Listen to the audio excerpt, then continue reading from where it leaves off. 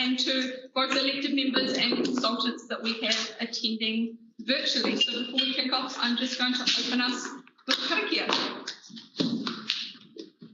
Kia hora te marino, kia whakapapa po Ngāmu Te Moana, hei huarahi mā tātou I te rangi nei, aroha atu, aroha mai, tātou e tātou katoa. To elected members and consultants that we are attending virtually. So before we kick off, item 4.1. Sorry, apologies. First, we have apologies from Councillor Floyd, and I will move that apology with somebody like to second that. Thank you. All in favour, say aye. Carried. So,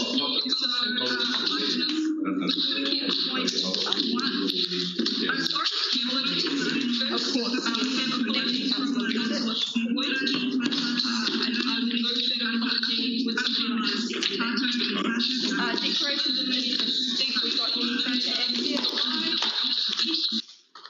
No?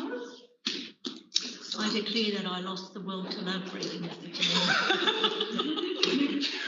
I couldn't have your job for all the money in China. That's a compliment. I'll remind you that we go around the table. So item 4.1, confirmation of previous minutes, recommendation that the Strategy and Policy Committee agrees that the minutes of the meeting held 8th of September 2020 be confirmed as a true and correct record. Do I have a mover? Loko, Councillor Busich, thank you. Any discussion or amendments there? No? All in favour, say aye. Those against, no, carried. Thank you. Item 5.1, speed limit bylaw, Okaivo, Kaio, Waimati North review area. The recommendation that the Strategy and Policy Committee recommends Council A adopt the amended speed limit bylaw in its capacity as a road controlling authority pursuant to section 22AB1D of the Land Transport Act 1998 with an operative date of 25th of January 2021, and B authorises the Chief Executive to make any minor editorial corrections. Would somebody like to move this item, please? Councillor Court, thank you. Seconder? Councillor Tepania, thank you. Open the floor for discussion, questions, comments. Councillor Clendon. Thank you. Yeah, just two minor things. The point that these changes will be communicated. I'm not convinced that the previous tranche of speed limit changes were effectively communicated. One only has to drive along Hookets on a road and discover that a lot of people obviously don't know that there's a changed speed limit. Similarly between Moiriu and Kawakawa. Those are highways, of course, but it may not be our role, strictly speaking, but I do think there's a challenge there. With the best will in the world, a lot of people drive roads constantly and they're just kind of oblivious to signage. So I don't know if we can be more active or more out there in terms of communicating to people that there are changes. The other point, I'm interested in the school zones not currently in use, which I think means that those 40k signs outside schools are purely a suggestion and not enforceable, are they? Is that correct? Or? So through the chair, to the first question around the communication, obviously it's NZTA on the state highways, and I can check back in with the NTA and NZTA about what they're doing around that. As for the school zones, you're correct, the signs are indicative, they're not enforceable. So we've done 2 speed limits as part of this review, which is Springbank one, Waimati North, and then the speed limits at the school in the Kaitoa area. So they will be enforceable. Do we have the option to enforce them, make them mandatory, or is that not something we can do? Well, that's the part of the speed limit setting process of the bylaw we're doing right now. So this is the process to make them enforceable. Oh, so it's ongoing work. Thank you, Councillor Clendon. Member Ward. Yes, I just wanted to reply to Councillor Clenden's comments about the consultation. NZTA contacted me, and there was very robust, open, transparent communication over Puketona Road. In fact, to the point where I advised them to take it to the community, which was Haruru Falls, which was the main affected area of the speed change that was put in. And they had a huge turnout, and in actual fact they thanked the community because had they held it in Haihe Hall, it wouldn't have been so localised. So perhaps the communication and the turnout was probably the best they've ever had by taking it to the people. And I think perhaps what David is seeing and hearing is people that saw Puketona as their community of interest rather than actually where they lived was where the criticism came in, because there's certainly a lot of people that traverse that road that don't live in that area and weren't impacted by the zone change, but have been obviously with transfer, with travelling to work or whatever. So I believe it was very, very well done. Thank you. Would Councillor Collar? There's always going to be an issue in terms of communication, in terms of changing speed zones. However, an observation that I've made from the Te Heku ward in terms of the application of policing outside of the school zones has worked very well because they are particularly active, and in particular outside Awanui on State Highway 1, Awanui School, because I've become a victim of this twice in the last 3 years. So I'm very, very conscious of it, but they're there. And it's obviously working, but they have got to do that. I think I've made comment before about policing changes. If there are wholesale changes throughout the north, there is a huge job in terms of the policing and as to how effective that will be in policing exercise. Thank you, Councillor Collar. Any further comments, questions? Councillor Busick. Yeah, just a general comment. I'm happy with it, Madam Chair. But overall, I do wonder about the state of our roads. Why I say that is obviously there's a risk of accident. Dropping speed limits is a very quick and cheap way of doing that. But then, consequences in terms of productivity as well. So I do wonder whether work's being done in terms of upgrading the roads so that they can actually handle the capacity and therefore people can drive at a safer speed. So I'm not expecting you to answer that, but I do maybe Councillor Cook can answer that work is being done as well. So there is a balance between reducing speed limits. In some cases, with even where it's been extended, I 100% agree, it needs to be stopped. But in other places, given our population size, perhaps we should be looking at increasing the safety related issues on our highway. I could make two observations through you, Madam Chair. One is a lot of the speed limit review looked at the function of the road, and as we should all be aware by now that all roads are classified as to their function. So is it an arterial feeder road? Is it a local service road? So for example, if you take Puketona Road, the land use patterns have changed and there's a lot more traffic and there's a lot more cross movement vehicles clean in and out.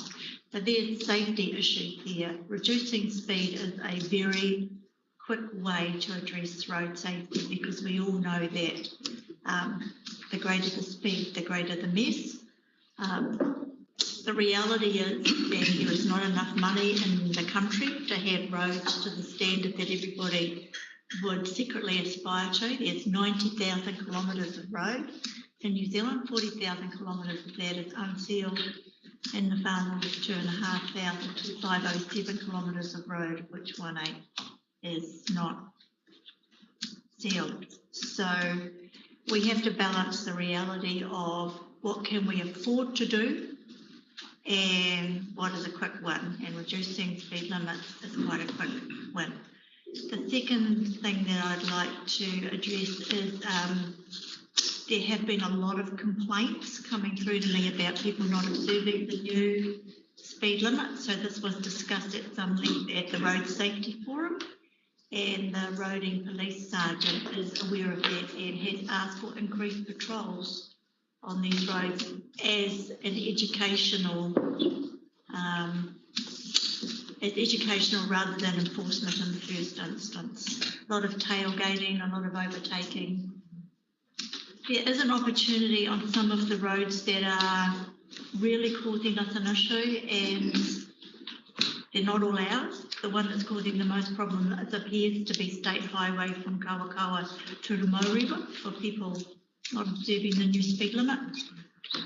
One great big sign. I saw a number of them yesterday on my roading field trip. Great big ones that says seal extension starting soon. You can't miss them, and there's a lot of election signs going begging at the moment, so maybe we could recycle them and print them on the back. And the other one is Puketona Road, where I've had a lot of complaints with tailgating and overtaking. So perhaps there's an opportunity for us just to, on our key strategic routes, to put in some big signage just saying, hey, reminder, speed limits have reduced. Brought to you by the bloody council. Good suggestion, Councillor Court. Thank you. Do I have any further comments, questions? One further comment. Just to make us the reality of making us aware of the extra pressure on extra routes since State Highway 1's been closed in Mangamoka is quite horrendous. I know how long it's taken the extra to come through Waipapa to come down in the mornings. It's an extra half hour to 40, probably an hour, half hour to an hour, depending on what time of the day I tried. Today was a 2-hour journey, coming down State Highway 1 hour 10 minutes. So it's alternative routes, not only through State Highway 10, but also through Broadwood, Perakina Broadwood Road. A lot more cars going that way, and that road is not as flashy as it has to be. Thank you. Just a quick comment on that. That was slightly off topic, but I did do some calculations which I can show the loss per week that publics are really incurring. I won't go into it here, but on a speed limit safety, it's noted that there was no car accidents in Mangamoka village at all. So the 0 speed limit works really well. Very good comment. If there are no further comments, I'll put it to the vote. All of those in favour of the resolution? Those against? No. Carried. Thank you. Just before we move on to item 5.2, a quick reminder that our meeting is being live streamed on YouTube today, so welcome to anybody tuning in. Item 5.2, proposal for a vehicle crossings bylaw. Recommendation that the Strategy and Policy Committee A approves that the draft vehicle crossings bylaw contained in the attached proposal is publicly consulted on as per the principles of public consultation set out in section 82 of the Local Government Act 2002, and B approves that if members of the public wish to verbally present their views regarding the draft vehicle crossings bylaw to the committee, this will occur in an informal setting. Do I have a mover for that? Yes. Councillor Vucic, a seconder, please. Councillor Court, thank you. Discussion. Madam Chair, can I just ask what this additional paper is for? Thank you, Deputy Mayor Court. So this additional paper notes an amendment. There was a slight typo, and I'd like to table this on page, apologies, 3.4. Item 3.4, it was simply a copy and paste error where it was referencing a speed control bylaw as opposed to the proposed bylaw. So this is just an amended version with that wording. We have to move. I'm here to move it. Thank you, Councillor Vucic. Councillor Tipinia, thank you. Discussion on the paper. Questions? I support it. I think the reasons that were given there while we're making the bylaw, it's crucial. We were talking about crossings and safety in the previous section. Of course, crossings are dangerous. They need to be at certain standards. So I don't know what else to really say, but we need to make sure that we construct any crossing accurately and that traffic work is done. Councillor Vucic, I had a question just around B as to what an informal setting would look like. Yes, we had quite a bit of discussion around this, and the staff they'll be able to expand on this, but I'll just note that we have, if I get this first round is but we've listened closely to what committee members have said in the last few months, and brought to our attention that the committee members would like to see an informal setting rather than a formal setting to allow people to provide their feedback. So there was earlier drafts of this where we mentioned things like opportunities to groups of people to meet councillors in a cafe or some other informal setting rather than bringing everybody to the formal procedure and chambers here. Donald, Roger, have I got that approximately right? Yes, so that informal might easily be just a Teams conversation that happens, or a cafe or a small meeting room rather than the council chambers setting, which could potentially be daunting for some people. Through the chair's fair, so this is part of the sort of engagement test for the bylaw, which has proven to be not significant. So that allows us a little bit more latitude as opposed to being prescribed, a little more prescribed in Section 83 of the Government Act. So it's an opportunity for us to take advantage of that. And I guess for the council is forced into the more sort of prescriptive part of Section 83. So we have a little bit more latitude. Thank you. So just to expand on that, would the coordination of that fall to elected members, or would that still be coordinated through the organisation? That's up to staff to plan that communication process. Great, thank you. Councillor Tipania. Sure. That was the one thing I had sort of underlined, was that informal part, and so I noted that consultation will be in November 2020, and just following on from you were saying, Rachel, when I saw that, I thought, is that going to be up to us to capture feedback, or what will that consultation look like? Will it be a case of if you would like to submit on this, or if you would like to give elected members your feedback on this, here are some of the options. What would you like to? Is it going to be something like that where it's like, would you like to Teams in, or would you like to have a council shouted coffee at the cafe, or like, what does that look like?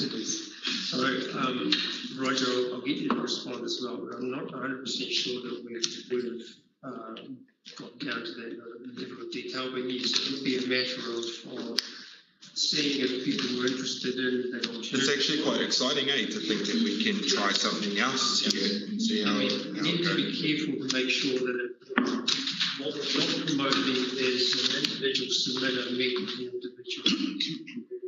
Yeah. So we are still need to have, we still need to tick the box. We'll still have some framework in the place. process here. Yeah. That's right. What we're saying is that there is option because of the points that the legal points that Roger was raising, that we can use alternative methods. Again, Roger, please. Yeah, so just historically, we were making a blanket call that we would use the Section 83 process, which required a statement of proposal, formal hearings, bringing everyone here, and we've had conversations around what that looks like, and the number of hearing people coming here to the full council meeting. We've got some latitude now, so what we're doing that is we're actually working out the comms engagement plan around this and how we're going to do it. So sorry, I'm not in detail exactly specifically, but it is giving us a little bit more latitude to get a lot more flexible with it. Just exploring that at the moment. We're putting a comms engagement together with our comms engagement staff right now to figure out how we're going to do it. And I guess the key thing is going to be how we involve the council in the process. So sorry about all the detail. So for option one is a process we know. The formal one, option two is to say, yeah, we want to go with option two, and then even potentially being able to input into what that could look like. What do you? Yeah, well, we've been asked to choose option two, but it's not cemented yet, right? So it's like take a chance on option two to see what it could look like.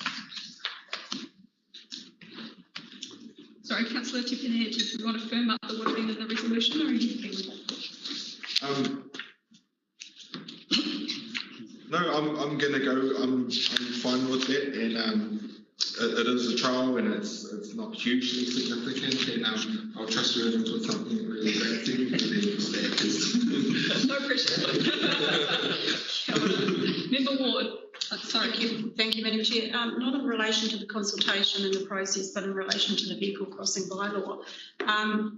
Where is the discussion going to start, or what has happened in relation to the process of all the illegal crossings that we currently have, and in relation to the impact, particularly in our urban stormwater areas? I'm not sure how the process was in the past. I think it formed part of the building consent process, and there was never a follow-up to see how that crossing or that berm was actually formed and completed. There used to be a bond, some of you may remember. I'm just concerned that there's not much point in putting a vehicle crossing bond in place if we've got major costs involved in our stormwater issues on the illegal crossings that we've already got.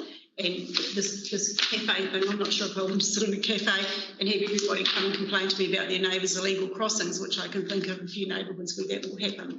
I'm just tossing that in there because I'm not quite sure now where the vehicle crossing bylaw monitoring process and remedy is.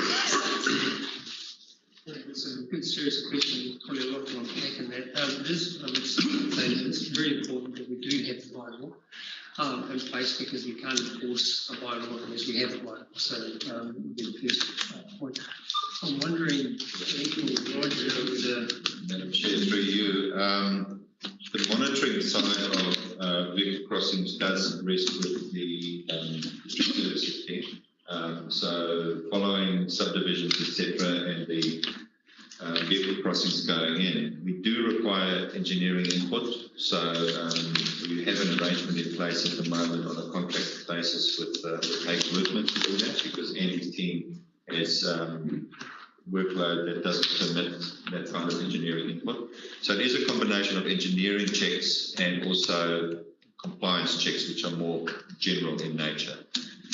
Historically, we don't have any assessed idea of how many non-compliant vehicle crossings there might be. So the point that's been made about complaints, we tend to be more reactive than we do proactive, and that's given the size of our team, which is relatively small in terms of monitoring consent conditions, and then also the fact that we are relying on an external contractor to provide checks, and that comes at a cost. So some of that's recoverable, not all of it. So I'm not sure that that answers the question. We do need to get an assessment of the quantum of how big this problem is, and that's an unknown to us at this point in terms of illegal or non-compliant vehicle crossings out there in the district. So until we know that, we won't know whether we are resourced appropriately to deal with that matter or not. Thank you, Dr. Myberg. Councillor Ford. Thank you, Madam Chair. There's a fantastic report in the Regulatory Compliance Committee agenda for this afternoon. For those of you on that committee, you'll have seen it. For those of you who haven't, it's item 5.1, and it's the Environmental Services Monitoring and Compliance Report, where it talks about the backlog of 1,600 unmonitored resource consent conditions. That figure has now been reduced to 629, which is a fantastic result. So I would imagine that these kind of things will be captured moving forward. I'm not a fan of bylaws, as anybody in this room knows, but this one is critically important because it goes to road safety. So with my road safety hat on, I am really concerned about illegal vehicle crossings that are happening on unsafe parts of the network.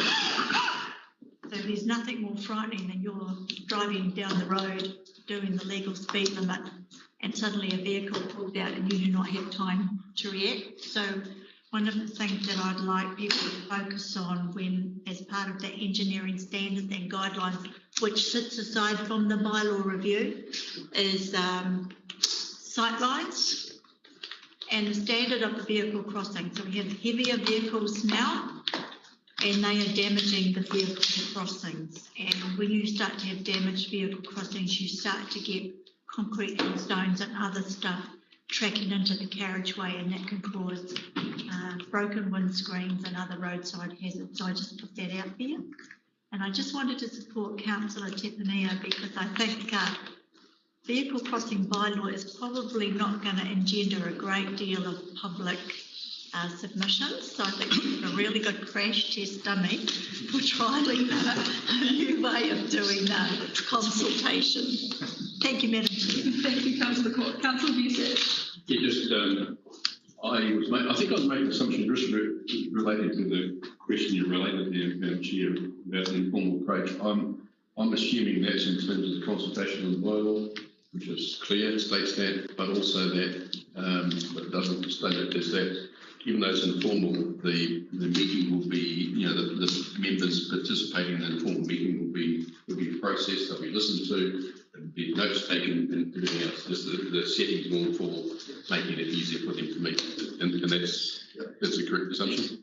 Yeah, great. Through the chair, we still have to comply with Section 82 of the Local Government Act. Yeah. And also just to reply to Councillor Court, I'm also not a fan of bylaws. Councillor Court, I look forward to you bringing that conversation up in the work programme. Councillor Clendon. Thank you. Yeah, following on a bit from Anne's comment, when we want people to maintain crossings in good condition, at what point does a repair or maintenance become a reconstruction? The key difference between the two being $225, I imagine. Are we clear about what reconstruct means as opposed to simply maintain something in good condition or improve it or repair it? I might have spent too much time with lawyers, but words are important, I think. So what does reconstruct actually mean? I think you might have to go to the dictionary definition. It would seem to be a complete overhaul of something that's broken down, and therefore would require an approval to go ahead and bang the fee if one was to do it properly. Any further questions or comments? If not, I'll put it. Yeah, I've got just one other, just following on from David's comments about the crossings and reconstructions or repairs. We seem to have a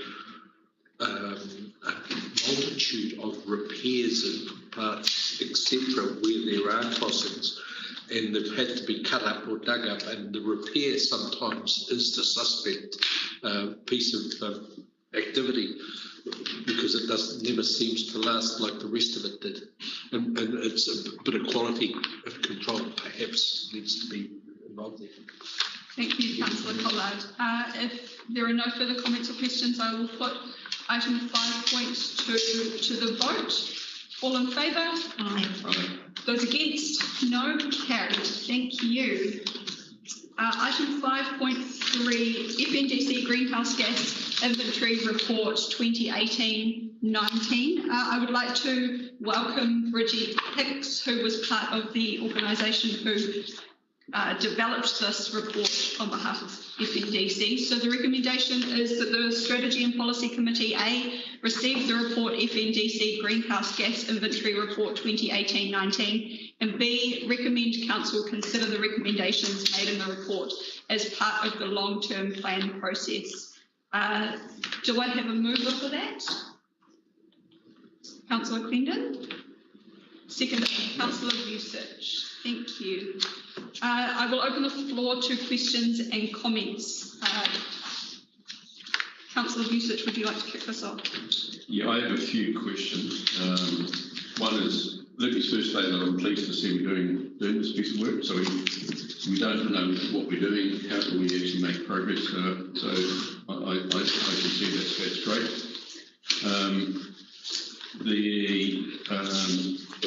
It also gives us where we can focus on what we can actually do.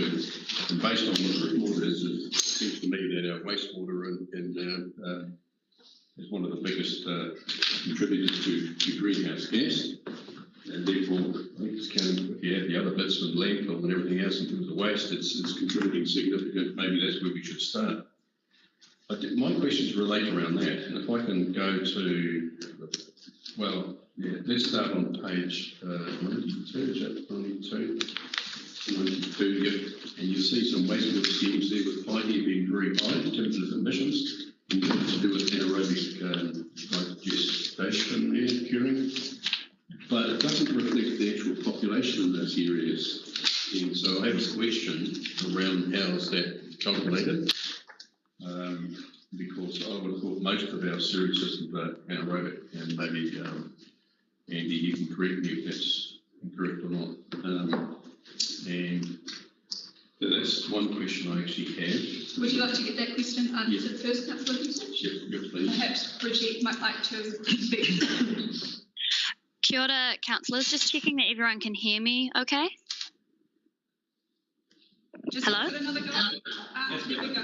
Hello, you can hear me? Cool. Kia ora. Kia ora. Yes, I hear your question for the wastewater treatment plants, and in response to that, we followed a process of calculation that didn't follow the way that MFE does it, where they follow population calculations, and instead we followed a treatment process calculation. And the purpose of this is that when you actually make changes to how the treatment is processed, you'll be able to calculate the reductions that you receive from that. Otherwise, the only way of getting a reduction is through reducing population numbers. Yeah, thank you. Just to be more clear, what I'm saying is that most people generate certain cubes or waste, and it's not to do whether you live in one area or not. So in our highest population area, I would have thought it contributes to the higher area. So I'm a little bit confused about that, and I do know there could be good reason for that. But so that's one area I'm a little bit unsure about. And the other one is in Appendix C. So if you look at Appendix C, which is on page 113, you've got a formula there, which is great. I love formulas. And it shows a summation, double summation, in fact, to the power, it's time related to E. And mind you, an integral probably would be better. You don't need to do a double sum. But that's beside the point. But interesting in there, you haven't allowed for the because you're looking at greenhouse gas emissions, mostly methane in this case. You actually haven't taken into account the burning of methane, which occurs naturally in the atmosphere. The half-life is quite low. And why I'm saying that is we have other schemes, other dumps, if you like, including Aipara, including Kaikai, which are still emitting methane. And if you are going to go down a line according to this formula, they should be included as well. They would have started a bit earlier. However, if you were to allow for the natural burn of methane as it's emitted, that is subtracted to that formula, which I can write out for you if you wanted to, that would actually show that you can ignore those. And the reason you can ignore them is because they are not a net contributor to methane, they're actually reducing over time. And once methane, which is from a biogenic source, which it is, turns to CO2, it shouldn't be counted, even though it's a long-lived gas. And the reason it shouldn't be counted is because it originally comes from the CO2 anyway. So can you comment on that? Did I explain myself? In terms of don't seem to be, that's a sum, that's an accumulation of total methane. We're not actually accounting for the loss of methane in the atmosphere through the natural process of ultraviolet rays burning it essentially in the atmosphere.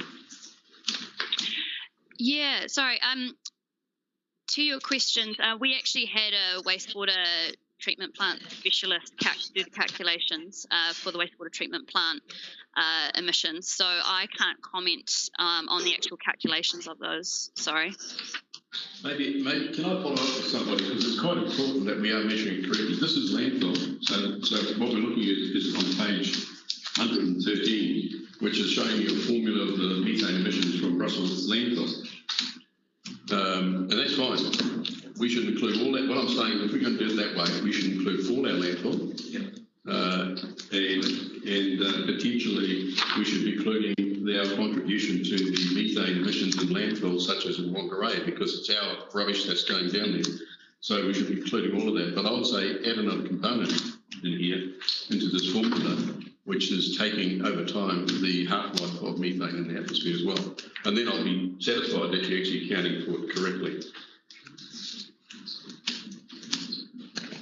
I'm happy to follow up out of context. Just bear in mind, I'm not trying to criticise the report. I think it's fantastic that we're actually doing this work because straight away, looking at it, it does seem to show that wastewater and landfill, recycling will be crucial, is a big emitter of methane and therefore our carbon gases. Councillor Vucic, perhaps it might be best if you take it offline with Daryl and go from there. Are you happy with that? Yeah, and I'm happy to submit a formula that's I'll leave that between you and Daryl. Yeah, can I just, yeah, absolutely. Just one comment, Bridget. I was just wondering, I just sent you an email, but is there anything in this discussion around the requirements set under the Zero Carbon Act that would be relevant to that part of the discussion? When it comes to methane, the requirements to reduce emissions of biogenic methane from in between 24 to 47% by 2050, and that includes a 10% reduction by 2030. And just following on from that, I'll go offline on this one. Why it's actually important that you make the distinction between methane from other sources, which is greater, and biogenic methane. And I've got questions around that too, and I'd love to get the answers on that. So I'd like to talk to the guy. I come from this background that's keen on all of this. And the other one was diesel and petrol. I see you saying move to petrol, but again, the physics tells me that if you're doing a certain element of work, the energy content in diesel is actually higher than petrol, and therefore it does emit per litre if you burn it. But then the diesel motors are more efficient. So 10 tonnes up a hill, for example, by a diesel truck, as opposed to petrol, the petrol truck would actually emit more CO2. So I want that answered too. Thank you. I'm finished in my... Thank you, Councillor Vucic. Councillor Linder. Yeah, I'm also pleased we've got this report. It's given us a lot of information and it's highlighted things we don't know, and I think that's equally important. I'm a great believer in the old thing that if you can't measure it, you can't manage it. So this is a very good starting point. I'll just highlight the comment in the opening comments that if we do nothing or we continue business as usual, by 2030 we could be spending over $600,000 a year on carbon credits, and that's an extremely poor way to spend ratepayer money. And a final comment, WSP highlighting that there are often financial savings and other economic benefits associated with a good program of reducing emissions, and I do absolutely believe that we can cut costs by looking at our carbon emissions. Emitting carbon is a bit like emitting dollars, so let's progress that. There's a lot in this report, and I won't dwell on too much of it, but obviously it highlights some of the, dare I say it, some of the easy wins we could make. I think it's important that as a council we are seen to be leaders in this. We do need to be setting a trend, I think, in terms of our internal waste management, our vehicle use and management. Are we purchasing the best vehicles fit for purpose for each task given it? Yes, we're not going to give building inspectors have to drive over paddocks a Honda Jazz to drive, but right down to that level, even drilling down to individual vehicle fuel usage could throw up some really interesting anomalies. So I do think that this is a good basis for some useful programs of work, and I would again encourage us to employ a person sooner rather than later. Our sustainability officer, climate change person, whatever we're going to call them. So I do think without some resource behind it, we won't make progress as quickly as we need to. And I'll just sort of keep speaking about that $600,000 a year that otherwise we might be effectively tearing up if we don't get on top of this, putting aside the reputational benefits and advantages if we are seen to be very active in this and actually trying to do the right thing. I do think we need to keep this top of mind with our capital investment, things like the wastewater treatment plants. You can't go in tomorrow and abolish one plant and build a brand spanking new, more efficient one. Obviously, that's not real, but certainly in terms of reconstruction, reinvestment, capital investment, this should retain top of mind about the emissions profile should always be a one influence in our decision making around all of that. So, yeah, well done. Whoever commissioned the report did it. It's a good piece of work, and I hope we now use it and develop it and make it a tool, something we actually use, not just park on a shelf somewhere. Thank you, Councillor Kennedy. Councillor Tickanier. Thank you, Madam Chair. Just following on, I sort of picked up a bit on this, but Councillor Lucid raised this. In the executive summary, it says that this report identified the blah, blah, blah, emitted by Far North District Council in the 2018-2019 financial year. I don't know, do we capture how much, should that actually say, are we saying what we've emitted by us as a council area, by our council, or what is emitted in the Far North District Council? Because I know that I might be rambling, but I'll go to my example that might make what I'm trying to say make bloody sense. If we go to page 118 in the agenda, for landfill emissions, for example, it says that by alternatively closing the landfill before it reaches capacity and trucking waste to the Puwera landfill south of Whangarei would save an estimated 990 tonnes of carbon. So that is actually still being produced by Far North District Council. It's just not, we're trucking it to another council area, which is what Councillor Vucic sort of brought up. So that should still be accounted by us, is actually what we're looking at, what is happening here in our district, whether or not we truck it off somewhere else. So it's sort of like, well, let's get rid of it all, and then it will bring all of our numbers down. So we actually look at what is actually, how are we supposed to be reporting this, is I guess what I'm asking. And is the wording simply need to be changed in these summaries, and so that it reflects better what it's actually saying? These are great questions. Yeah. Bridget, yes, you might. Yeah, sorry, I was going to say that I can comment on that. So you're exactly right that it is removing it out of the district and placing the burden on another region.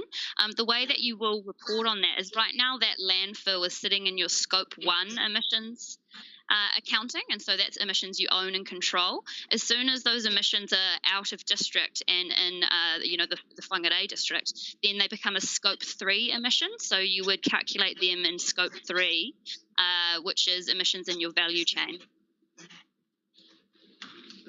So you can still count for them. Madam Chair, it's an important point that the Russell landfill is an uncapped landfill. So basically all the greenhouse gases are just going into the atmosphere, whereas trucking them to Puwera, it's a capped modern facility that treats the greenhouse gases and caps them so that although we are in effect exporting our emissions, we're treating them in a much more efficient way. Just on that point, Madam Chair, it is capped, but provided they burn it, then it's getting back to CO2, which is fine. And that's the point I was saying before. If it's you've got to allow for the burning both naturally in the atmosphere, and if it's actually treated and generating energy, that's fantastic, because then it goes back to carbon neutral. And if I can just close, I just wanted to note that whether or not we send our waste somewhere else or we keep it here, whatever, this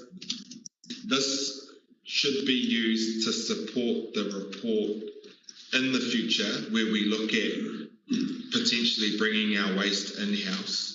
We see, when I get comments from the community, whenever they leave our district, they're seeing all of these other councils suddenly having this food scraps bin, and we're seeing that the reason why they have this food scraps bin is because, like it says here, setting up a composting scheme to capture the diverted waste, because methane generating waste is food waste. So they're going away and they're seeing these other things that councils are doing, and we know that we don't do it in-house, we contract it out. But all of this all builds into this future report that will be done that should work towards trying to achieve those sorts of outcomes for us, in line with whatever the government's doing in terms of trying to standardise curbside refuse and recycling in our country. But I picked up on that when I was cross-eyed reading this last night. Councillor Court. There's a lot of that around. This was the report that made me lose the will to live. I'm absolutely delighted that my colleagues are thrilled with this report, and it's probably a bit dangerous that I'm sitting next to a greenie. And in line with democracy, and my apologies, Bridget, I sat here and I thought, why on earth did we commission this report, and what did it cost the ratepayers? And I'll tell you why I think that. Options, wastewater treatment. Every time a wastewater treatment plant is up for renewal or we build a new one, we have to consider this anyway. Electricity consumption, we're doing that now by legislation or design with energy efficient light bulbs. Vehicle fuel and usage, you're already onto that, Chief Executive. We've already had endless conversations around that. And the government is legislating that only electric vehicles can be imported from 2030. Our workplaces and strategic planning. So I felt, what did this report give me that I didn't already know, that isn't already in our thinking or isn't already in the legislative instruments that are coming down from the Crown? And I felt nothing. I felt absolutely that I had wasted an hour of my life. And I apologise in advance for that, Bridget, but I do. Because to coin the overused phrase, I felt this was virtue signalling. That, hey, the whole world's on this greenhouse gas, climate change journey, so we've got to do our bit. And what did I learn? What didn't I learn? I didn't learn about the fact that 30% of the Far North District is currently in forest, so what's the carbon offset? I didn't learn anything about the fact that we have a gazillion hectares parked and reserved in our own forest. Where's the carbon offset for that?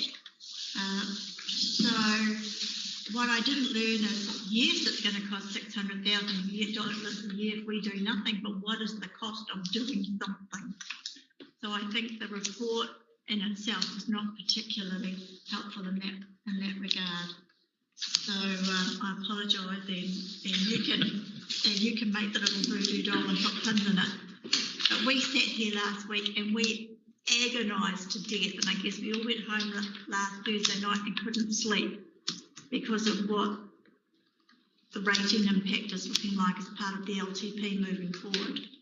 And here we are doing things that I just don't think are our purview. And we can get really excited about that, and I know some of us will, but I'm showing my age, I'm not excited about it at all. Councillor Vucic, I just wondered if page 114 would help you. I don't understand it. I don't understand that beautiful hieroglyphic drawing that you draw all our attention to with the maths equation on it. I hope you do. On page 113, there's a beautiful, well, we think it looks like a different hieroglyphics, don't we? But over the page, it's got methane content and non-methane organic compound concentrations, and it talks about how they measure them. And I don't understand these things, but I'm just hoping that we'll ask the question for you. Madam Chair. Yeah, Madam Chair, in defence of the report and answer. Very quickly, in defence of the report. Point of order. He's had his turn twice. I can give Councillor Court an answer. In defence of the report, I think Councillor Court asked really important questions, so that those are valid questions he's asking. In defence of the report, until we actually have some measures, we don't know what we should be doing. And I think that showed a few things. And if we allow to look at net methane and therefore offsetting against trees, that certainly is a way to go forward. So that's why I defend the report, that it is crucial. And yes, electric cars being done, but again, without knowing what we've been measuring. For example, a Tesla running around in Germany produces more methane per kilometre running around than a diesel BMW Golf. If you do your measurements, you see why that is true, which seems strange and contrary to what you actually think. To us, that it's going to be an advantage to electric cars. So I'm in support the report on that basis that it's doing measurements. I do get questions about measurements, as you know. But the points that Councillor Court raises are very good ones, and we should not lose sight of that as well. Thank you, Councillor Vucic. Daryl, did you just want to respond? Yeah, just a couple of points. Very good points. The first one I would say is that this is part of the roadmap, and the roadmap was passed by committee and council. And we were instructed by administration to implement that roadmap. We were given funding to do that. And this is, if I remember rightly, this is a direct line in the roadmap that we would do this. So that's why staff have done it. It's an input of council. Knowledge is power. That's been covered before. We don't know what we don't know, and we do need to know because for example, the carbon zero, I can't remember the name of the act, the zero carbon. Climate change, zero carbon amendment. Here we go. That act sets limits and sets targets, and some of them are coming up. 2030 is the first one that relates to the emissions from our wastewater treatment plants. So we have one LTP cycle to get a handle on the emissions before they're not compliant with New Zealand's law. So there is no way to hide from this. We do need to understand it. We do need to report it. And ultimately, yes, it is council that will determine the risk level that they're willing to take and as we move forward. But unless we, as administration, provide you with the best information that we can and that our external experts can, then it makes it hard for you to make those decisions. Thank you, Daryl. Just following. Could I just wrap up? I had some questions. I'm sorry. Thank you. So just following on from Councillor Court, I have questioned whether or not B, that we can recommend council consider the recommendations is the most effective way of progressing the information in this report. I think what I learned within this is that there are some areas that we need to look at a cultural shift as opposed to just doing ad hoc things. It's about what the values of the organisation are and how we execute and implement those values. So my question is whether or not B is the most effective way of implementing and progressing all of the various recommendations within the report. For example, wastewater treatment plant. Councillor Court, to your point, what is the cost of doing something versus doing nothing? That's what we need to understand. So I'm not sure that B necessarily captures that. Daryl, perhaps if you can speak to that, and if anybody else has any comments to add.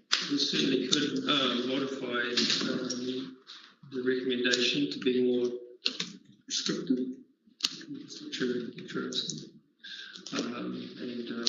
would certainly welcome suggested amendments to that. I think the challenge of the report is that there are quite a significant number of recommendations, right down to the way we capture data and the way that the organisation implements into process. Obviously, there are only certain parts of that as a committee we can have input into. So it's just understanding what the most effective resolution is to give steer to your team to ensure that we can progress it. I'm looking down the back there because Roger looks like he's Yes, I was cautious about what I do say. So I'm just going to come back to the roadmap that was adopted back in May. So yes, we did have in the roadmap that we would do this piece of work, and we are also going to do this piece of work again 3 years out from now. And the intent was to inform the LTP. So the intent was we'd do a report like this and identify where we could actually put some projects forward into the LTP. But that's premised on a measure that you're willing to commit to on reducing your greenhouse gas emissions as an organisation. So another piece of work we've been doing with WSP is putting together a program of work based on what Councillor Penn has raised, is about reducing greenhouse gas emissions, but also bringing in some cost savings. But it requires an upfront commitment into the LTP to spend some money part of a capital project to make it happen. So we've got the report, made some recommendations. We've got another report sitting in the background which we haven't brought forward, which is a recommended program of work. But the question back to the council is, do you want to commit to doing something in the LTP, given you've just been presented with some sort of numbers around the LTP? So it's recommendations that you can act on and we can put them in as projects, but are you willing to commit? Madam Chair, if I can answer. Thank you, Councillor Research. I want to say that, and move that. I'd prefer to leave the recommendation as it is, because what it's actually saying is one, receive the report, and recommend council consider the recommendation to the long-term plan. And I can't see any other options. I think we have to do that because it's not saying this is the solution. So I take on point what Roger's saying, and I agree that is further bit of work to do. Will we set what is the priorities? Is that someone knows in there? What actually are we going to do? What are the priorities? But it's going to have an impact on the long-term plan no matter what we do, and we have to get out there and say what the impact is. And it doesn't fit the solution. But so I'd be nervous about changing this in any way at the moment, because I can't see how we can't go out to consultants and it's going to be back. Given the government is going to be putting it in the act anyway, be seeking and show that we are doing something with that. Thank you, Councillor Research. Councillor Clendon. Oh, thank you. Yeah, I guess just to respond in part to Councillor Corn's comments, it's true that there are things we know and there are actions we can and are taking. But I think it's critical that we have this information in one place as part of one project or one strategy. It's too easy otherwise for discrete bits of information and discrete actions happening all over the place to eventually float away and not have any impetus or reason to continue. So I think to have a focused approach, this has highlighted, and I'd stick to that, this has highlighted things we don't know, that we didn't know, and it's important that we do continue to build up our data gathering and application of that data, because again, if you don't measure, you can't manage it. And so I do think it's a useful piece of work. I do take the point here. Individuals might have lots of knowledge, but we have seen examples even in this council where if you rely on one individual to hold information, that person retires, leaves, goes away, suddenly there's a great big loss of institutional memory. And I think documents and projects like this help retain that and give us a focus over time, and that's critical. This is a long game. It's a decade. The next decade is critically important. But even beyond that, and anything we can do to reduce emissions is likely in the long term to also reduce costs. So let's focus on the upside of that. And I think no less of my fellow councillor, far from it. I'm glad you raised these interesting and challenging questions, and I enjoy shooting them down on occasion if I can. Thank you, Councillor Clendon. Councillor Ward, Member Ward, final comments, and then I'm going to put it to the vote. Yes, Madam Chair.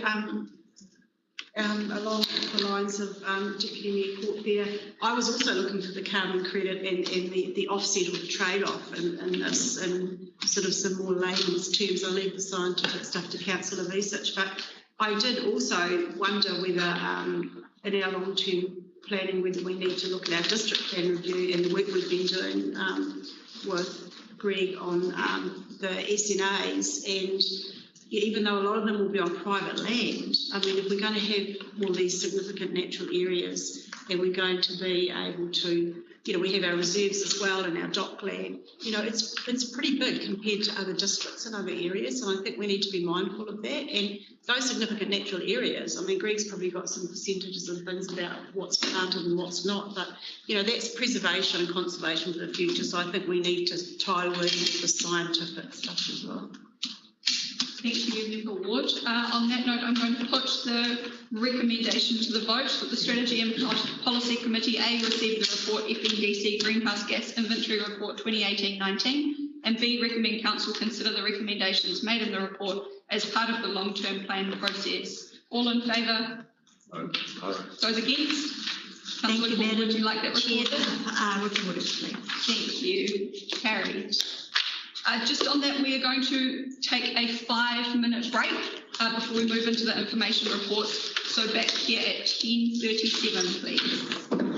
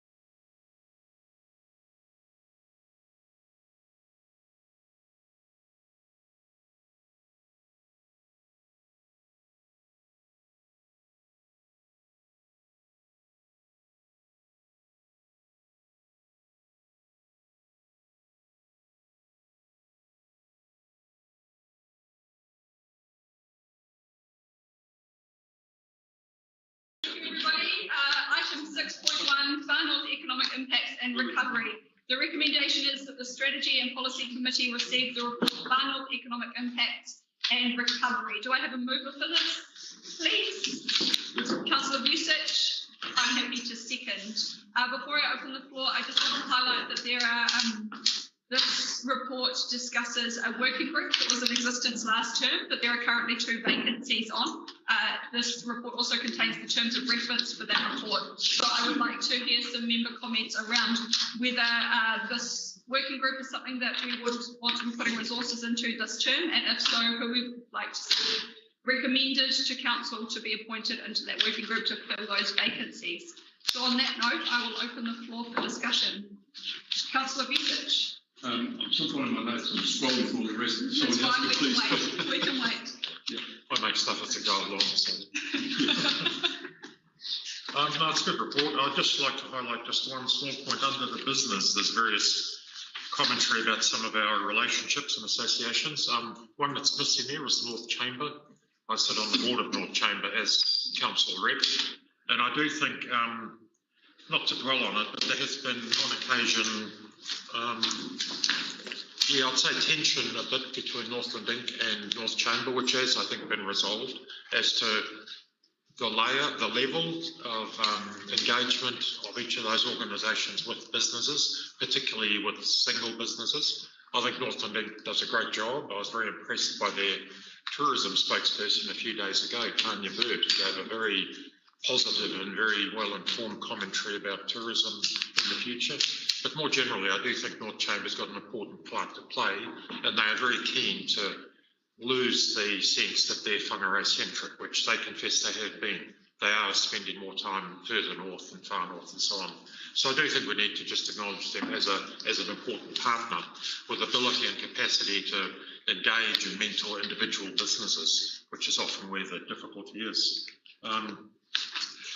To your point about the Inward Investment Strategic Group, is that something like that? Yes. It is interesting. I think, I think we need to have a conversation about that. We're in a very different environment than even 2 years ago. The idea of international investment pouring in is probably something that's not going to happen quite so soon or in the same way. So I'm certainly interested in having a conversation about that. I do think there was quite a strong focus on potential for Chinese investment. And again, I do have some reservations about that, frankly, for reasons I'm very happy to discuss, possibly in a different forum. So I do think good to, I guess my point on that is I'd rather us have an informed and timely discussion about it rather than simply leap in and re-establish a group that obviously has been not working for at least a year. So I prefer we have a conversation about, do we need that group? If so, what are its terms of reference? What's its focus? What's the game plan for the next 2 years, 5 years further down the track? I don't think we should just sleep in and throw 2 more people at it and then wonder what it's going to do, which I fear is what would happen otherwise. So, Councillor Clinton, Councillor Vucic. So I agree that we need to do that. There's several things that are happening in my portfolio role. I can relate to some of those. One is there is major investment occurring. There is that occurring at the moment. I agree, and why I say we need that group is there are a number of things that actually out there that are very messy at the moment. We have Northland Inc. I take your point, Dave, Councillor Eden, that business group needs to be involved right throughout the north. So I 100% agree with that, and that's part of the messiness. With Northland Inc., for example, we did commit to putting funding into that. Whangarei didn't. That's going to come up for review. So now what's happening there? That's a bit of an unknown. Do we still continue with that? And that's where that work needs to be done. I'm talking about multi-millions investment that happening through the Industrial Innovation Enterprise Park that is actually needed. That's coming from New Zealand, both from New Zealand, both from Australia, and yet could be some from China. I'm not aware of anything yet from China. And when we have the sister city relationships, I do want to point out too that with sister city relationship, China looks at things differently. For them, it's about building a relationship where trade can actually be done. expecting some sort of trade. They're our biggest market, and the government actually has a One Belt, signed a One Belt, One Road initiative with China, and that's not going to be Wellington. That actually has to go right throughout New Zealand. So whether we like it or not, we have a role to play in that. So very good, Madam Chair. I could go into more detail, but so therefore I do support the having getting a couple of people on that, so that we are at least pointing in the right direction, getting the appropriate information back to council and councillors to make their decisions. I think it's crucial. Otherwise, we lose our way and potentially could end up with failed investments and case and various other things that go with it. Let's take that initiative and lead it in conjunction with the government and with the respective parties of the north. Thank you, Councillor Vusic. Do I have Councillor Cook? Madam Chair, you sowed the seeds of something in my mind at the break, and it was a way of thinking about this report that I hadn't considered. And I'm just wondering if you're indulgent and the committee's indulgent whether or not this report could be left to lie on the table and be considered as part of the LTP debate, because there's a significant number of really important pieces of policy in this document that I think need a much more considered focus than we've probably got time or justice to do here today.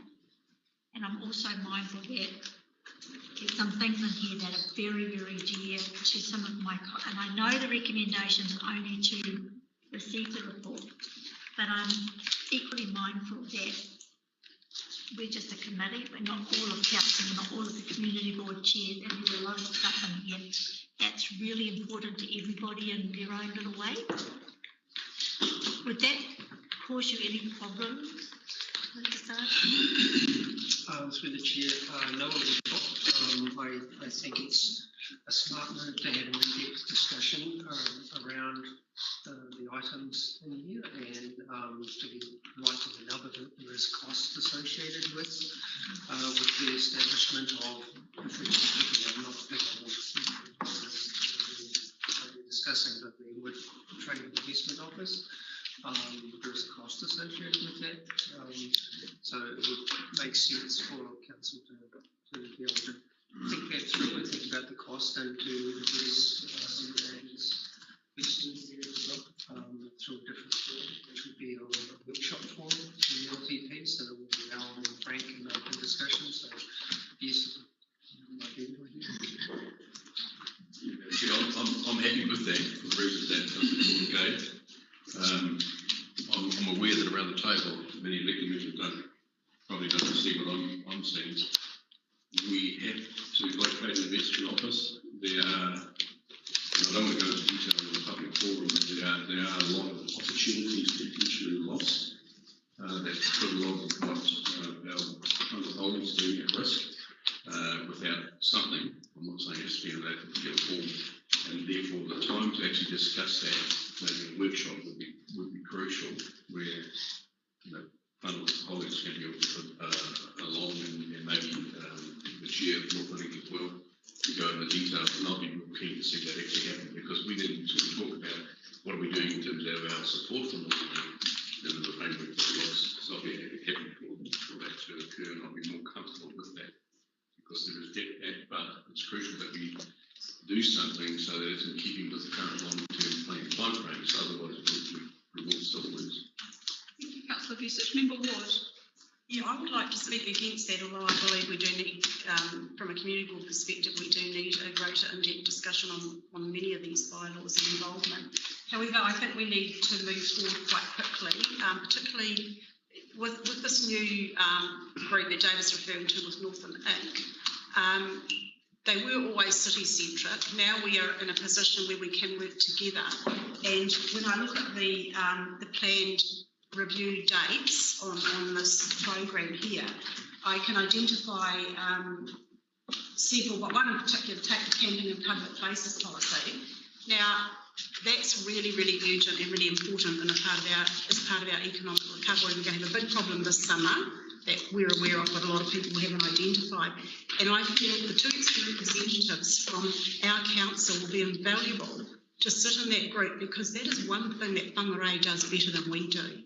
And I think it's all about collaboration. That group's been put together and formed for a reason, and we need to use the expertise and the examples in there that are actually, in place with our work in progress. And we've got, what did we get, $75,000 for this in-depth study, and if used and collaboratively, we can come out with some really good data, and I know some work's being done behind the scenes on this. So I just think there are some things that we need to really move on, and if we don't uplift this report, we're going to see problems as a result of not moving ahead with these bylaws.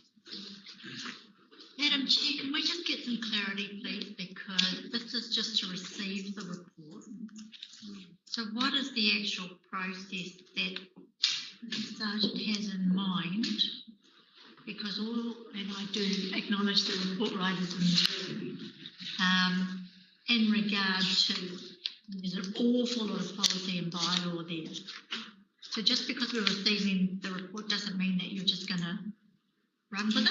No. Just can you just explain that to me? So the genesis of this report was an ask from council, I think through KPI, to be more forward-looking with regards to the economic recovery and be more aware of what we can do in that space. So this is the first leader to that, if you like, whereby we've laid out in as much detail as we could get our mitts on about what is happening in that space within the organisation and within the region. So the things that are identified in there, a lot of them are on the group program already. We've highlighted the things that can, and in some cases are being done to make changes to make us more economically attractive and to make us more enabling in that space. And we look at the bylaw set, for example, the policies that we mentioned. That's the intention, is to make sure that we, as administration, are across the changes that can be made to make the organisation more enabling and more attractive to investment. So it's not necessarily a list of things that are in addition to the current workload. It is more signalling that there is a range of things that can be done in this space to make us more economically enabling. However, it is interlaced with things that do have an associated cost with them.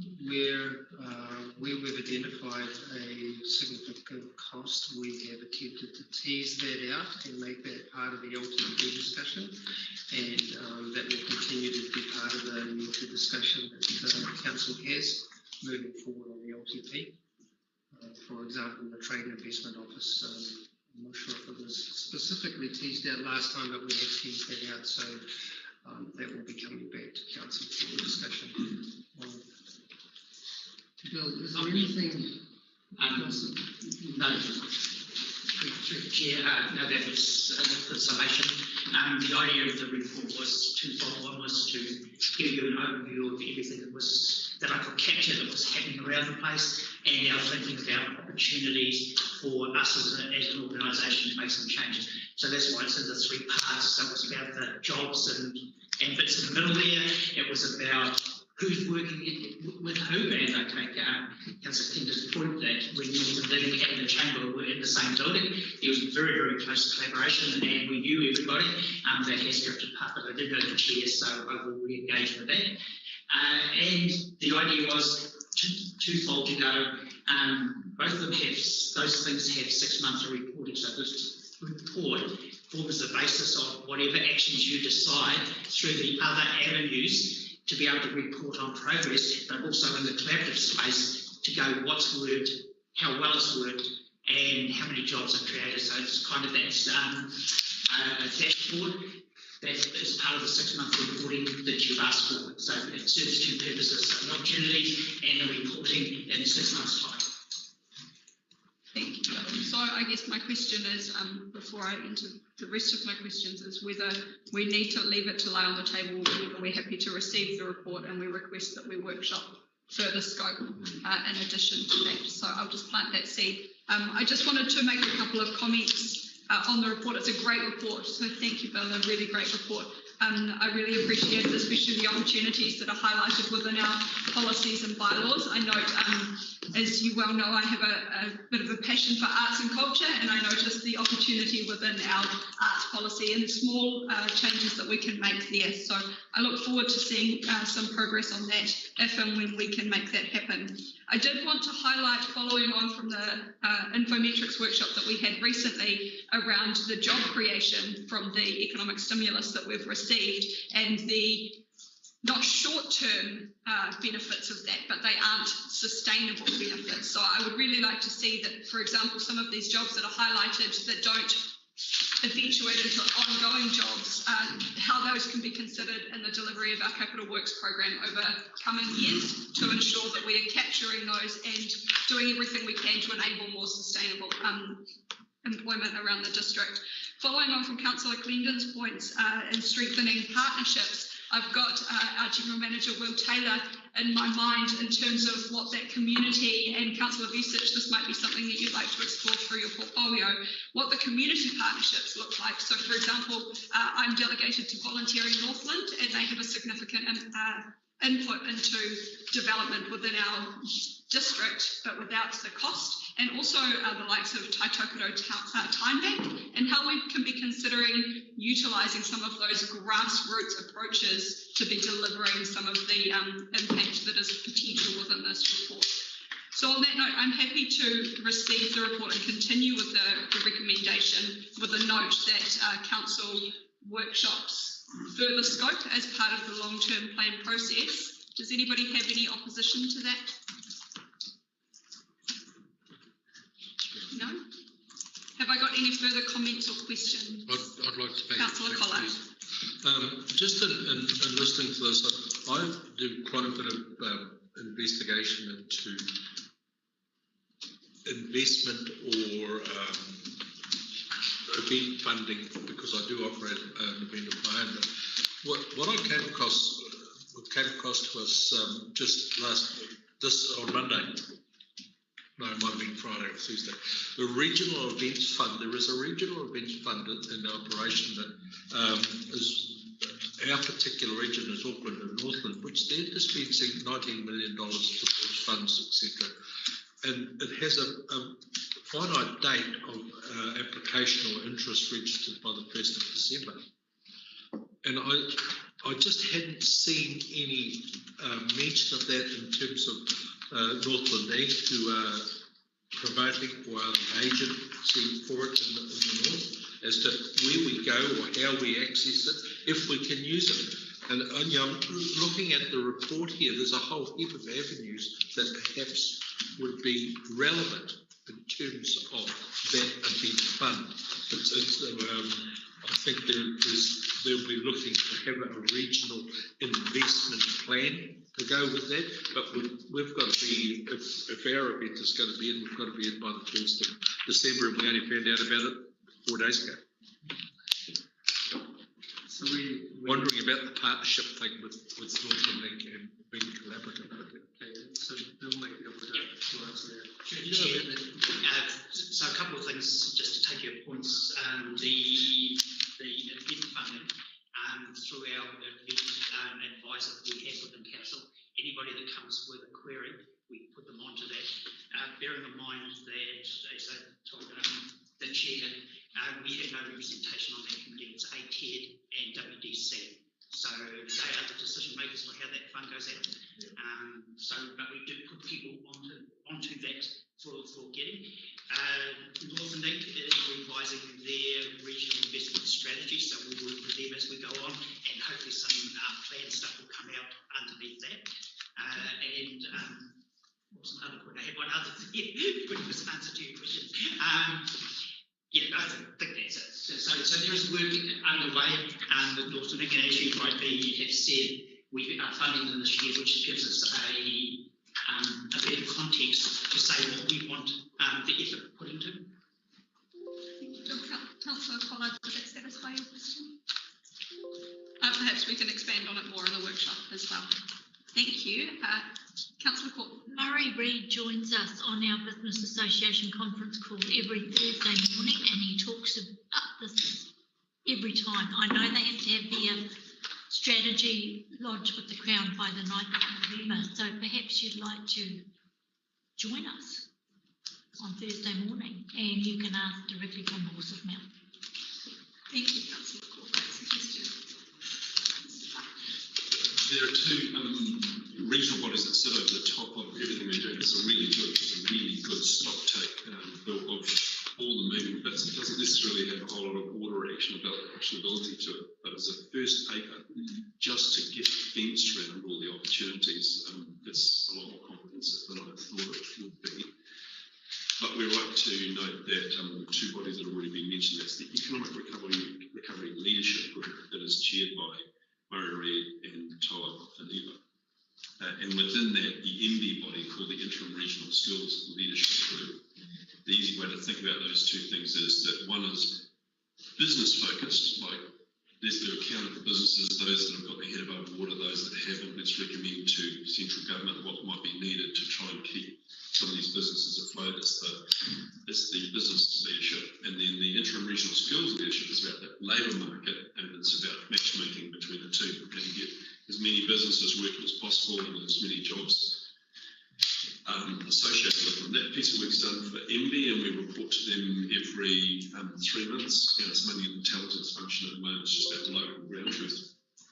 But it's all about economic recovery, the whole idea that it was the whole reason for it being set up. And then the other one is the one you mentioned, which is Northland Inc., which I think you've had a couple of papers in front of you and another one coming, but Whangarei pulled out of what was going to be a conversion from Northland Inc. into a CCO, and all 4 councils were going to pay a fee. I think we started off at about $85,000 for the year, Whangarei $105,000 for the year, and so on. And then over the next 6 years, we're going to ramp those fees up. But the main income comes off the ports. It comes to about $2 million in total, and that becomes the source of funding for the CTD stuff. So there's someone else making decisions about our district at the moment, and Northland Inc's set up with NRC, and this was about converting it to co-funded, co-governed. And so the new proposal with Whangarei out is that the 3 other councils go it alone. Whangarei will still put their money in, but it won't be invited to the government's table. This conversation here becomes a really good starting place for them. They'll take a lot of this work off us, I think, because we'll be doing our own local research and homework on so what for our district. But there's some really heavy stuff here that's of regional relevance.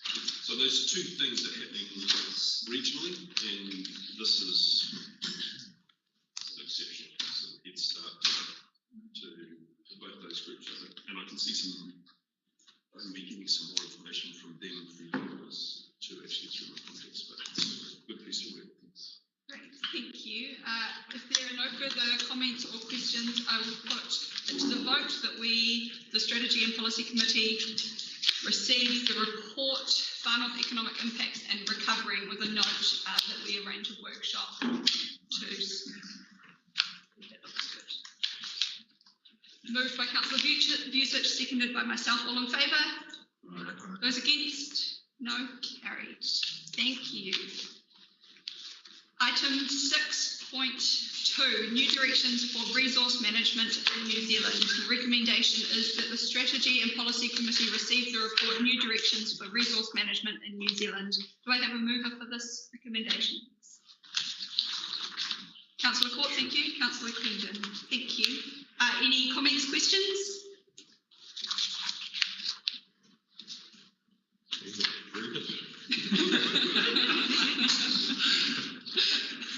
I confess that I was sent a big book. Made a great fire starter. Take care of it.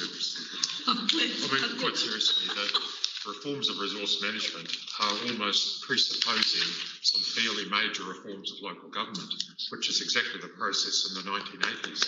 The RMA could never have come into being without first having fairly major overhaul of local government, the hierarchical structure, regions, districts, etc. RMA depended on that, and so this is what we're seeing. I mean, it's all part of a much broader agenda or set of agendas. Not that politicians have agendas or anything, you know, but yeah, I do. I mean, I take your point. It is a massive document, and I've sort of dipped my toe into it a bit. But I think we need to stay tuned into that stuff. It's quite critical that we do. I mean, there's lots of strings to our bow. Our membership, our active membership, I think, with various elements of LGNZ, who will be leading the local body charge around this stuff, I suspect, much more effectively than a single council can. But for all that it puts demands on our reading time, I do think it's in our interests, frankly, to be tuned into what is going on and what some of the implications are of this stuff. And it's inherently interesting, I think, at some level or other. So keep digging out, you'll find something. Oh, no, it just got down in my estimation. Thank you, Councillor Clinton. Councillor Tiffany. Sure. I remember at our Northern electorate political debates, I used your reform book as a prop to ask all of those aspiring politicians and current politicians whether or not they had actually read it, and not a single one of them had actually read your fire starter book there, Councillor. I made it up to chapter 3 in maybe a month ago, and I haven't progressed any further. But I just wanted to highlight the fact that that book, that the reforms have shown that our side as treaty partners in anything that we're doing, it's in there, but it's not happening, and so we can expect that in the chapter 3 that's highlighted here, we can expect that is going to be pushed further with that when our reforms come in, and potentially audited a lot better in terms of what we are doing and how we're doing it and where we're doing it. So we do need to have our eyes and ears open in this space is all I highlight. I think that I don't honestly think I'll get through there. I don't have a fireplace, so but I mean, it is pretty hard when every single I know we're here at local government, but at central government, when every single person who wanted to represent our region in Parliament is talking about the most single important thing that we need is reform of the RMA, but none of them had actually read the proposed reform changes. I think a few had read the executive summary here. It's sort of like, well, okay, if that's the single biggest thing, you haven't even taken the time to read the bloody thing. I would be very nervous to see how many who are actually going to be in there for these reforms had bloody read the thing to begin with. So I just thought I'd highlight that. Kia ora. I had mentioned to Councillor Vucic as Chair of Strategy, and I know that you've raised this several times, is that with our central government shifting goalposts, what that risk looks like to our organisation and how we consider that going forward, because obviously this is only one of many reforms that we can expect to see. So I'm sure that Councillor Vucic has that in hand. Do I have any further comments or questions? Well, I have to comment on that now. Madam Chair, you are right, and I think I've said that I see governance as one of the biggest risks, and governance including central government as well. And Councillor Clinton, I agree with you. There are a lot of undercurrents here, and that can change things significantly. The RMA came out with all sorts of promises and everything, and now we're changing it, and I do wonder in my cynical moments just how effective we're going to be. And but I think it is something that we have to keep a close eye on, as big as it may be, because it's going to have long-lasting and deep impacts, I believe. Madam Chair, can I ask if there's anybody in this room with hand on heart can say that they've read that book? Anybody? Staff included? Cover to cover. Cover to cover. Anybody?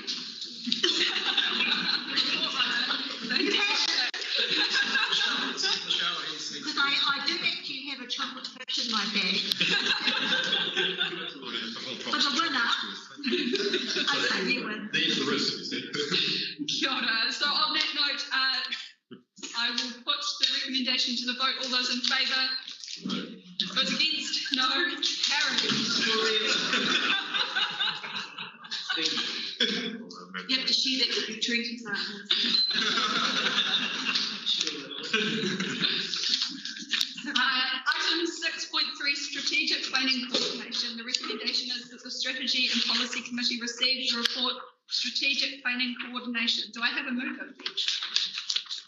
I will move. Do I have a seconder, please? Councillor Collard. Thank you. Comments, questions, discussion?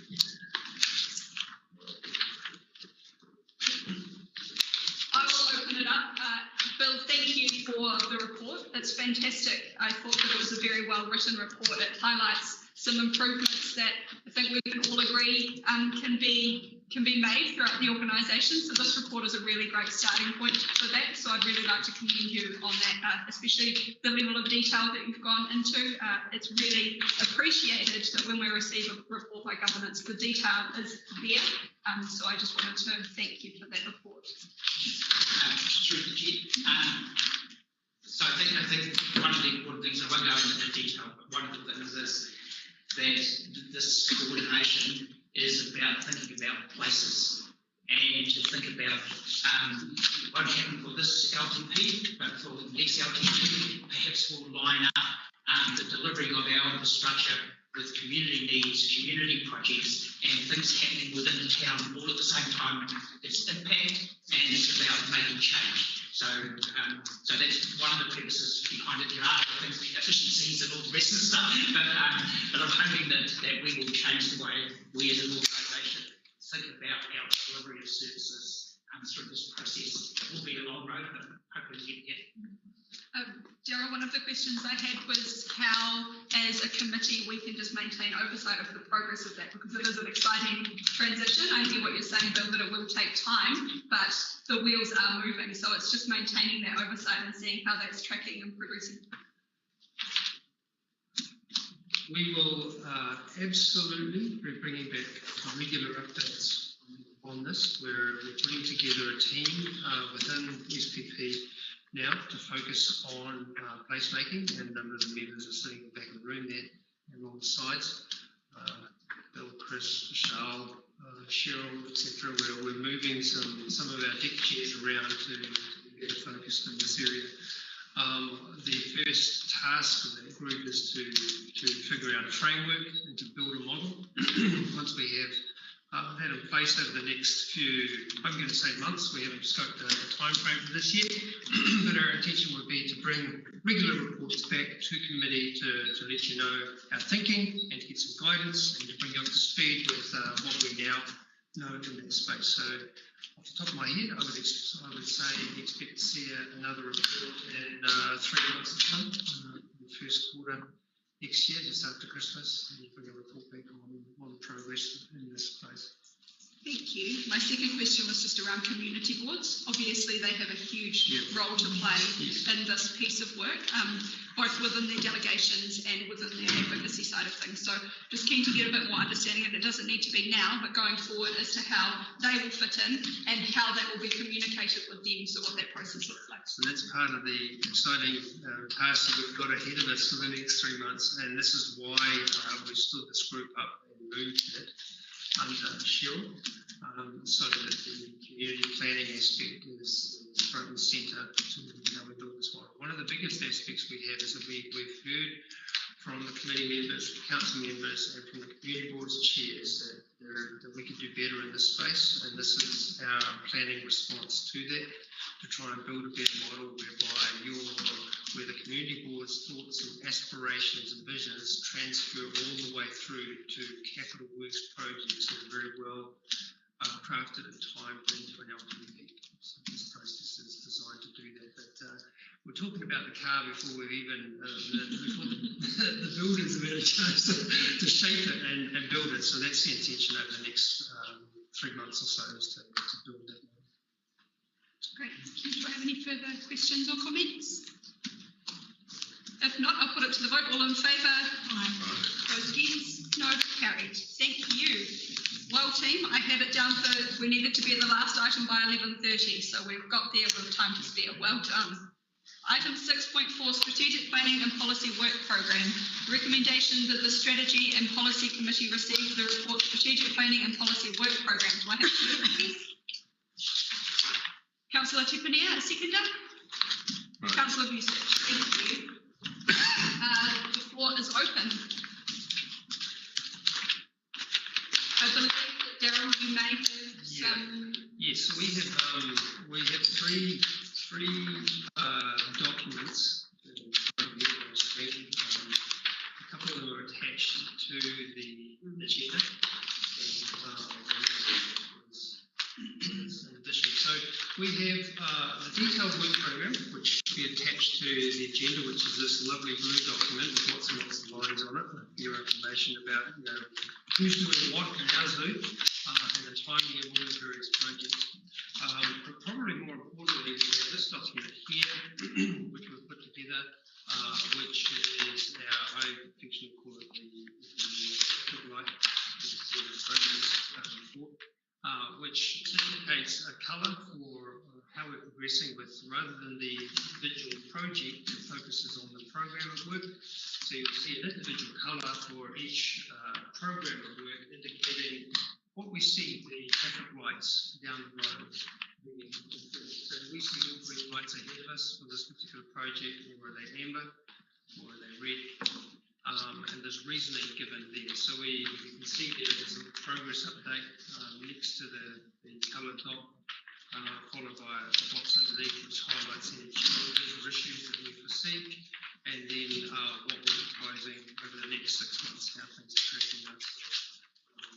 We'll be interested in on that. We also have a separate presentation, because that's not everything we do. Believe it or not, and I'm sure this is true of every group within council, but the projects are not the only thing we are doing. So we have put together a presentation, which again I affectionately call it the bubble diagram.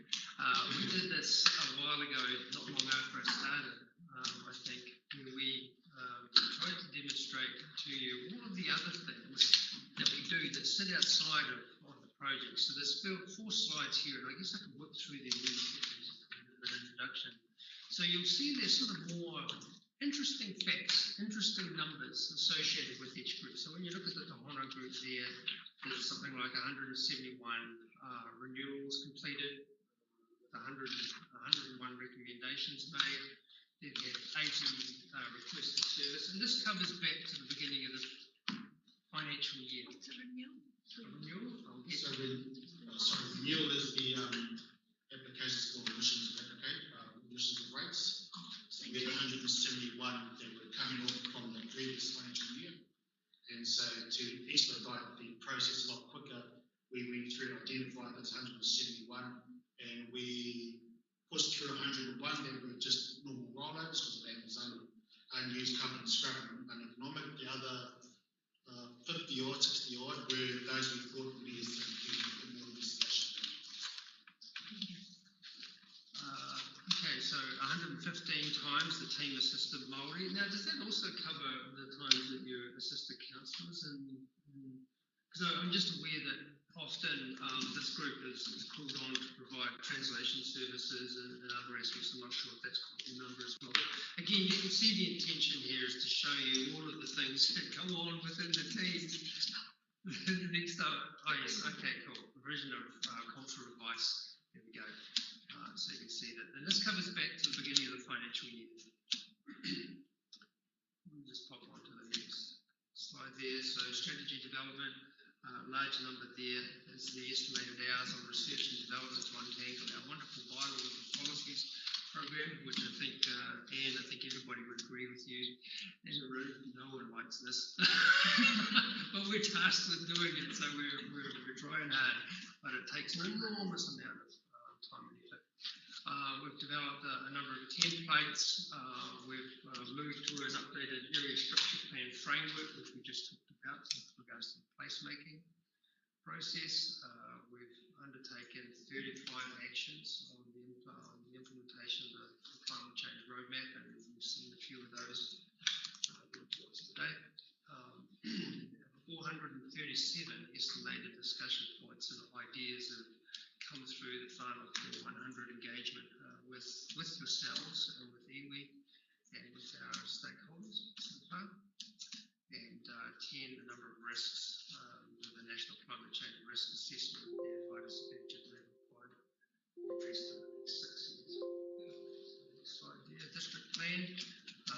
15 sites to ground truth for significant natural areas, and that's Greg might be able to speak to that if I get this wrong, but that's not the sum total of significant natural areas across the site, but it's more of a bit of a beta test to make sure that the model. Calling us out this week doing that. Great. 10,000 communication strategy and resources being developed to deliver to 10,000 landowners affected by SNA mapping. So there's the quantum of the challenge that we have moving forward with significant areas.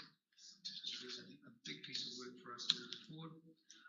17 settlements evaluated for supply of housing, business land, against expected demand as required by the RMA.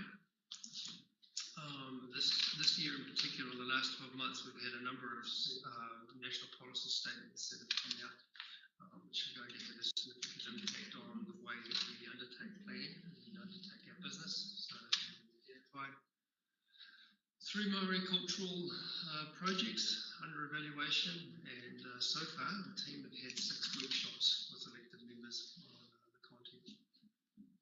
Slide, corporate planning and community development. 208 estimated hours engaged with communities on issues of importance. So there's where a lot of their time goes. 40 projects funded through the multi-agencies. 8 community projects led and also supported. 15 elected member workshops facilitated and supported. 93 funding applications. We talked about this in the Health Committee workshop the other day, and the amount of time and effort that goes in. And this is largely done by one staff member. It's an enormous workload, so it's a little Catherine. And 7 community engagement plans developed with consultation materials. So that just gives you a bit of an oversight of things that the team are doing that aren't the projects. Thank you, Darryl. Does anyone have any questions regarding the information of this? Councillor Clendon. Yeah, I noticed you spent over 1,000 hours, as you say, untangling bylaws and policies.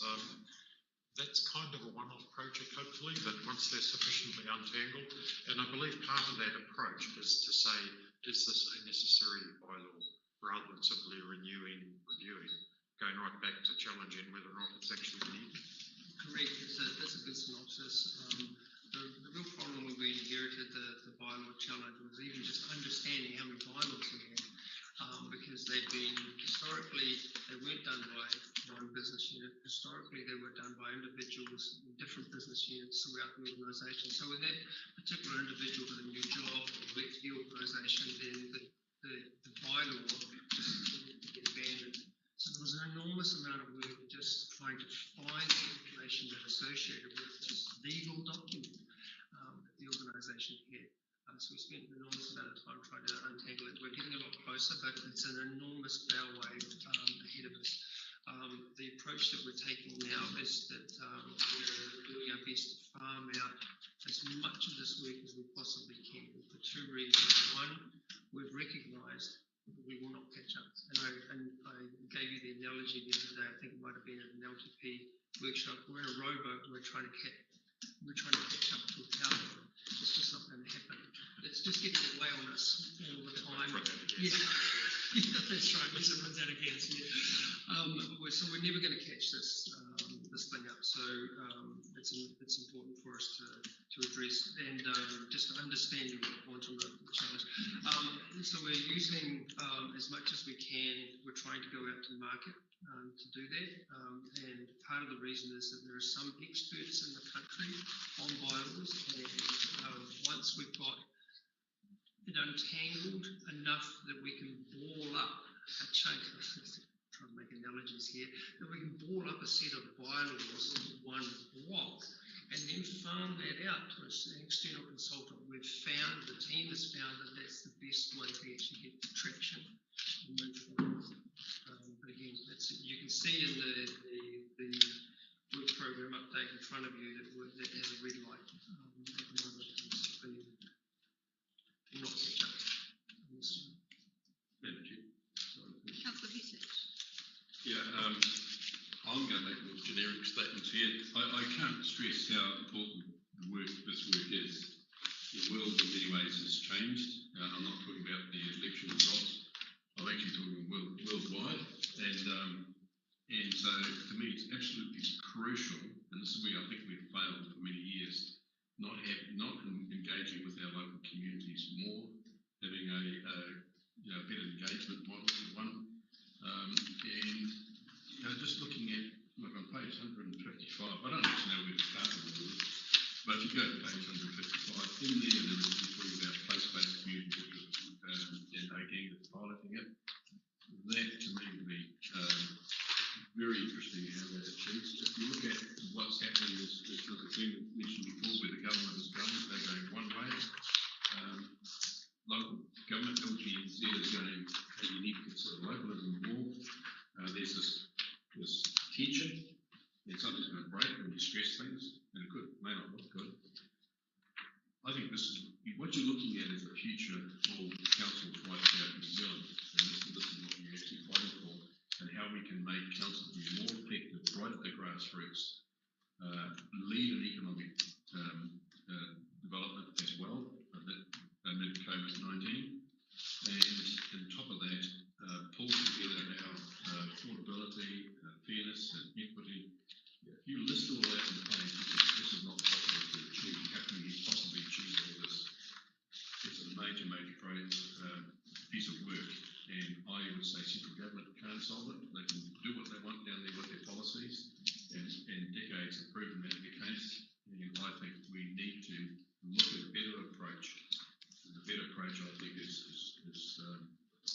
engaging at a smaller level and planning with the team, so that our long-term plan and everything we actually do is clearly connected with the community plans, connecting with the House and North, the link and their plans, connecting with businesses, with Chamber of Commerce, and pulling all those pieces, as well as other government departments, NBI, NPI, and NB and MSD, and the whole lot, and pulling those together, including health stats as well.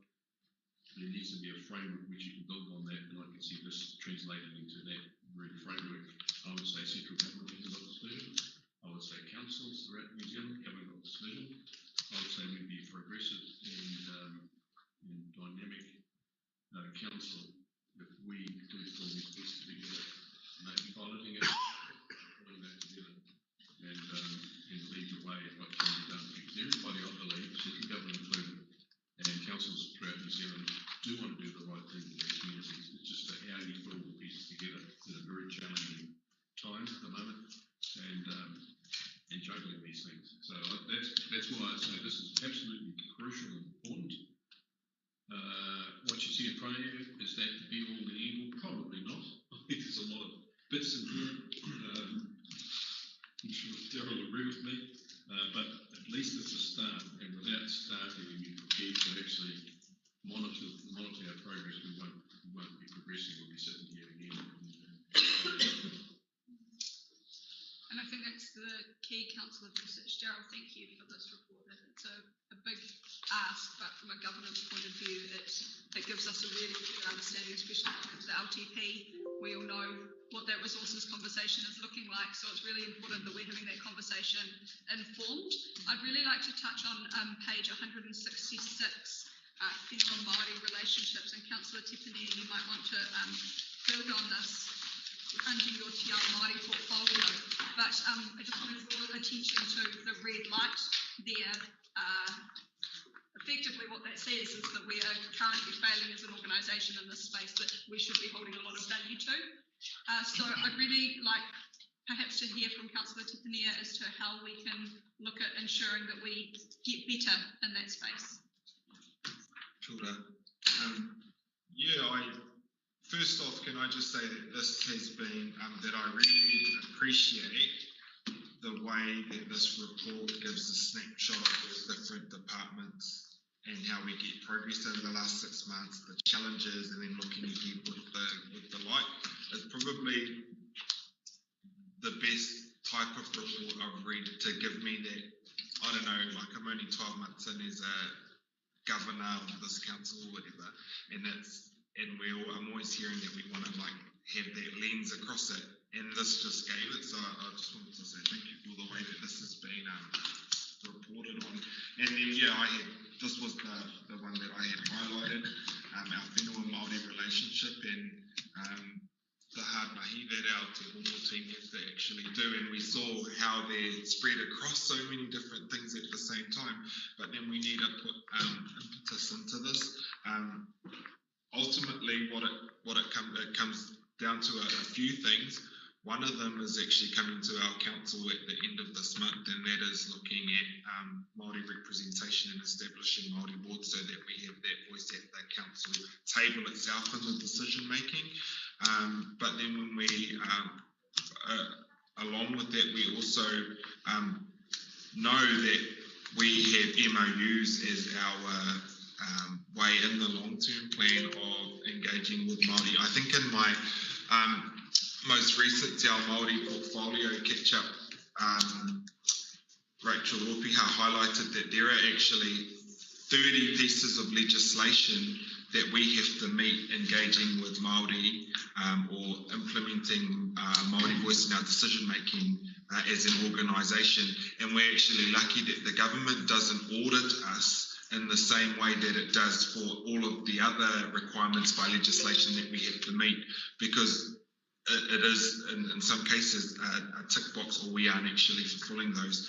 We saw in our first representation review workshop the different arrangements other councils have in this space at a governance level, and there were I think 12 different iterations on that table that Te Hono prepared for us to show us that, and we are at the lower end of the spectrum in that case. So we know that as governance we make the decisions and things flow on from there. So if at the governing table we're in the weaker element of that space, we're seeing red here, because what we decide at this table flows on for our organisation to follow through on.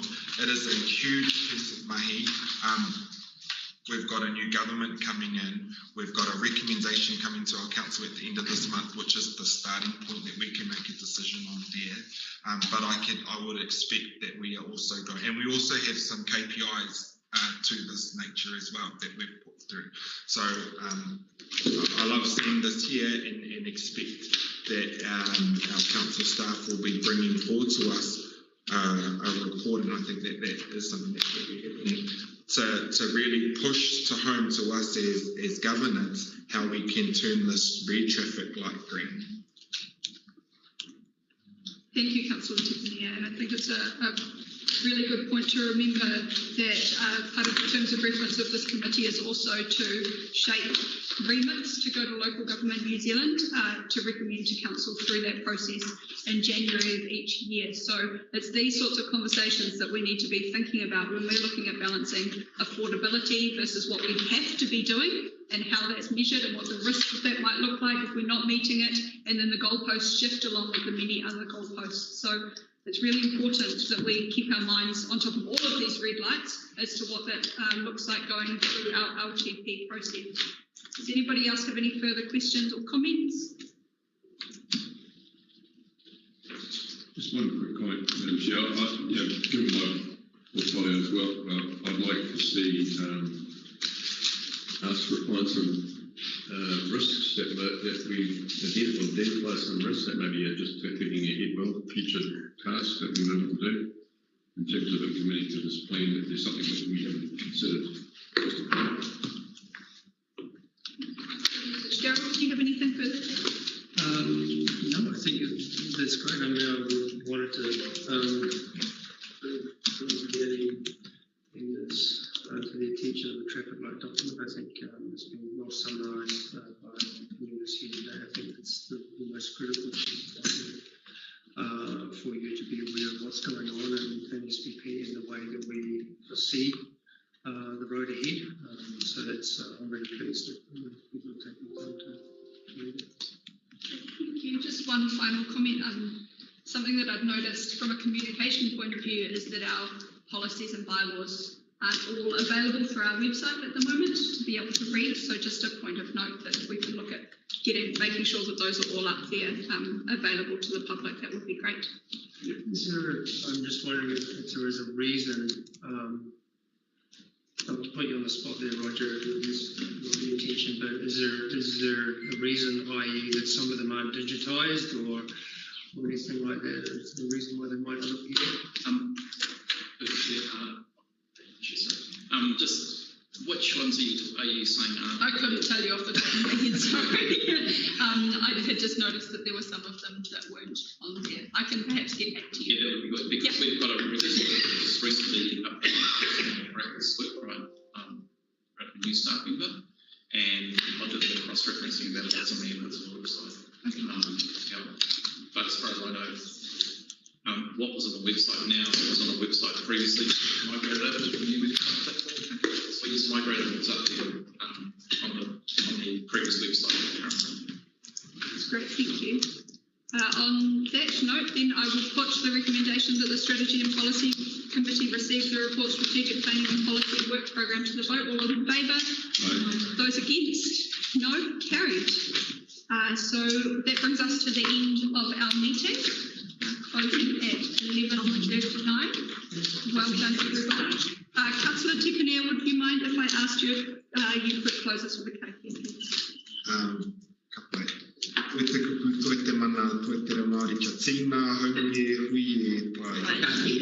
Thank you, everybody. Have a good day. Thank you.